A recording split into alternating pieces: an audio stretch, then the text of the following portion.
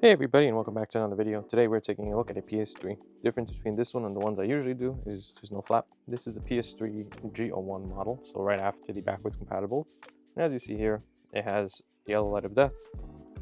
Don't know what the error code is because I haven't opened it up, but the plan today is to remove the RSX and Frankie it. So I've never Frankied anything other than A01, B01, E01, so backwards consoles. I thought it'd be interesting to do this. Maybe you want to Frankie a non-backwards console, maybe you don't. We'll find out together. But yeah, they're going to take it apart, syscon it, remove RSX, put new RSX, do the changes that are required, and hopefully we'll have a working Frankie at the end of this. So I'm going to set you guys up and we'll take it apart. And while we do that, I would like to say thank you to today's sponsor, PCBWay, the premier destination for top quality printed circuit boards. In a short span, PCBWay has become the go-to choice for seamless online ordering, rapid prototyping, and unparalleled customization. From hobbyists like myself to industry leaders, PCBWay has earned the trust through its commitment to precision and reliability. Cutting-edge technology and a skilled team ensure that every PCB meets the highest standards. Beyond circuits, PCBWay fosters a vibrant community of creators, turning ideas into reality. Join the innovation wave with PCBWay, where quality meets ingenuity.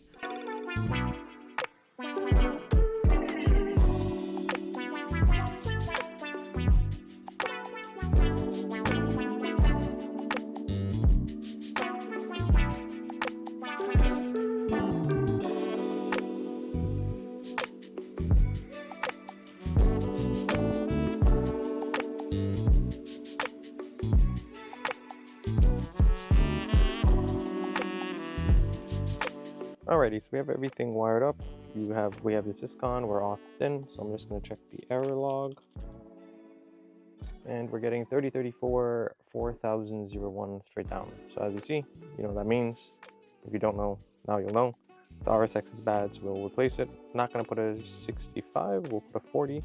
So I'll just continue taking this apart, put it on the jig, and we'll come back once we got that going.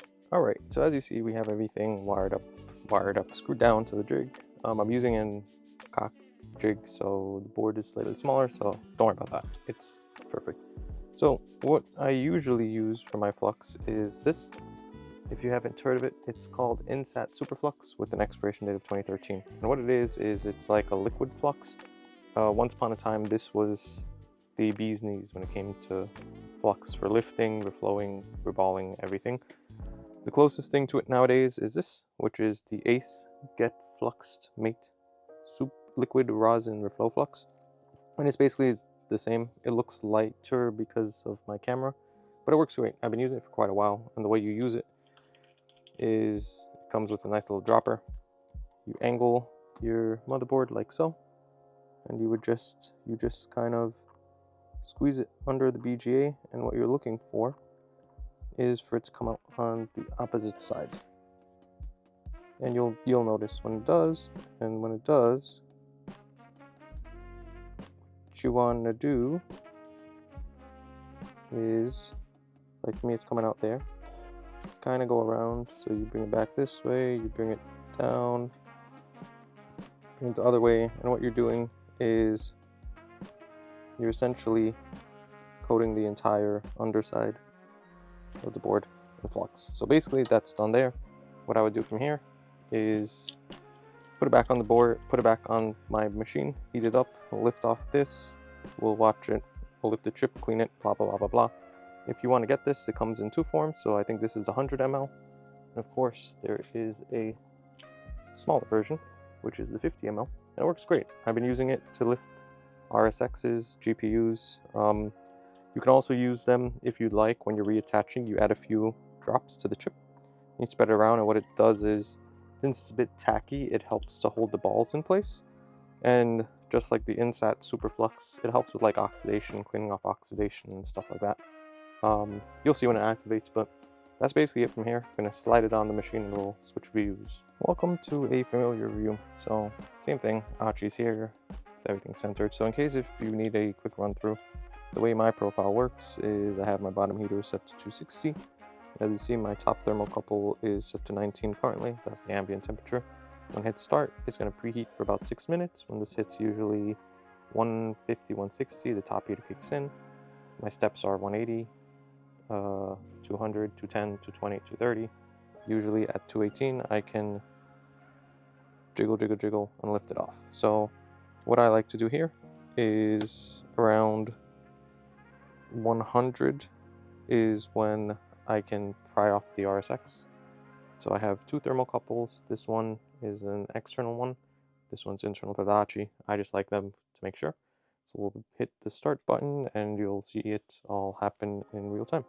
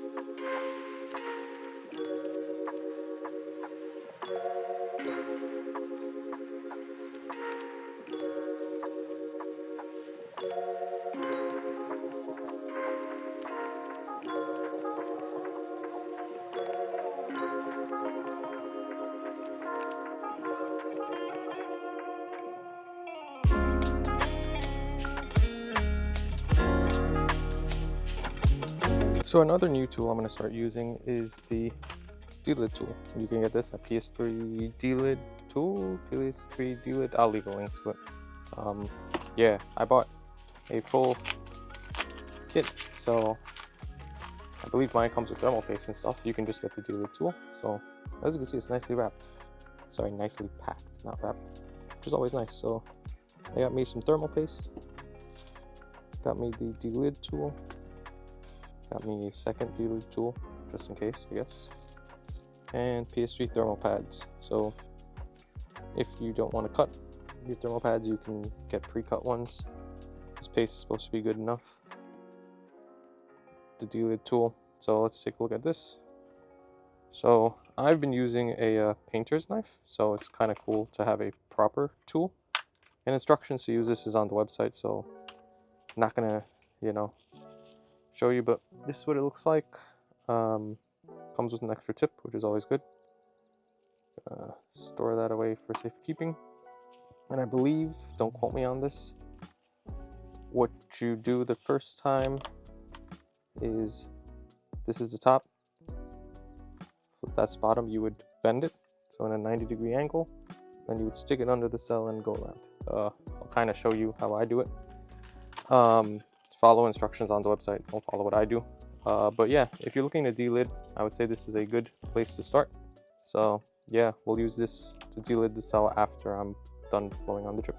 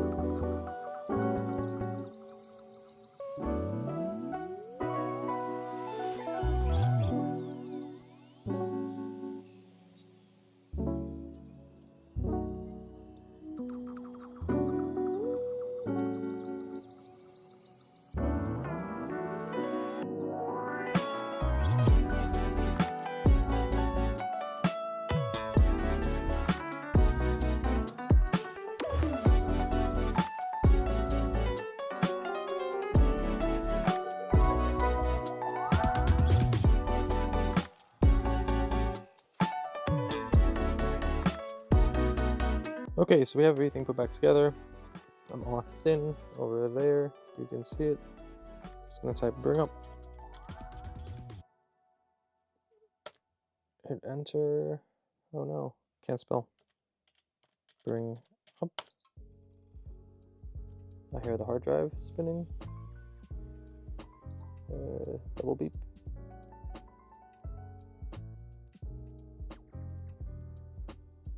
And look at it. Will she give me picture?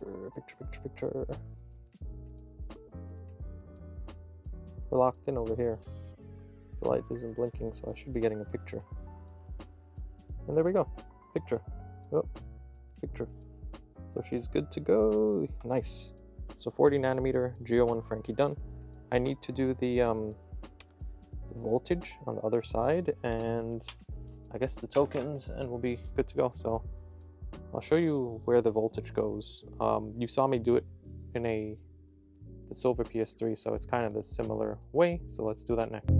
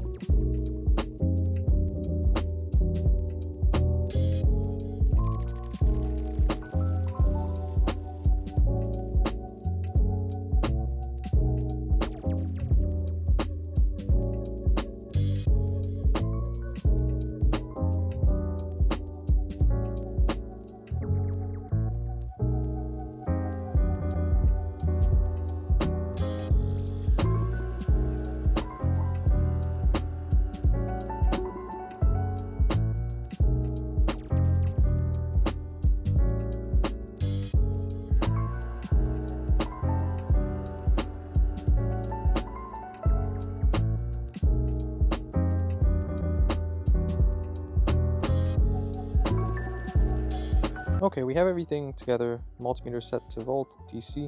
If you probe this point right here, let me focus. If you probe this point to the right, the tokens, you'll get to see your voltage. So this should be 0.95-ish. So let's power her on. And if we probe, as you see there, we're getting 0.7 dropping. So we're around what we need to be, which is for the 40 nanometer. And to show it's still working, there you go, booting to the home screen. So from here, I haven't decided if I want to do the tokens or not, just because, let's be real, who's buying this console? So I might just clean it up and put it back together, and we'll come back once it's done. If I decide to do tokens, we'll still come back once it's done, but so far, so good. And here we are with the final product, all put back together. So I'm gonna just power it on. And it'll boot up over here, at least it should, to the XMB.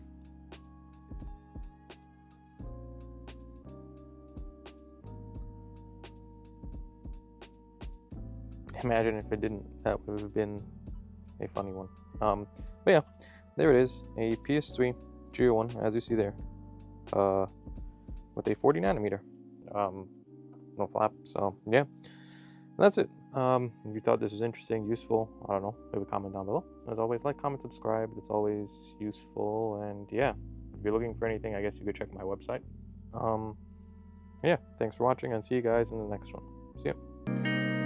I can't fall to sleep, my mind just keeps